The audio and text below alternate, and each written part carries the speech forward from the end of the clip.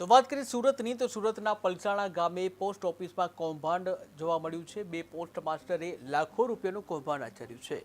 ગ્રાહકોના રૂપિયા જમા નહીં કરાવ્યા હોવાના આક્ષેપ કરવામાં આવે છે। ત્યારે પલસાણા પોલીસે એક આરોપીની ધરપકડ કરી છે, જ્યાં પોસ્ટ ઓફિસના અધિકારીઓએ ફરિયાદ નોંધાવી છે। ત્યારે કૌભાંડ બહાર આવતા ગ્રાહકોમાં ચિંતા વ્યાપી છે।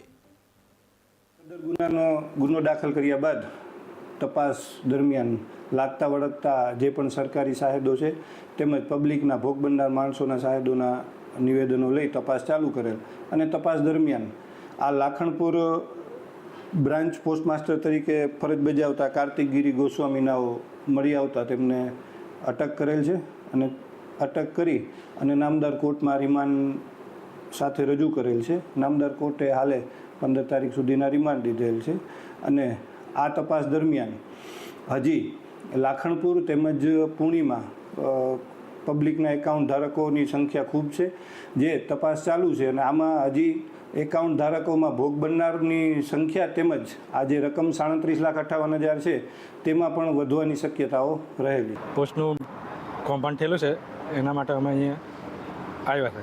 હવે અમારા કૌભાંડમાં એવું થયું કે અમે ફિક્સમાં 50,000 રૂપિયા મૂકેલા હતા 20/8/2024।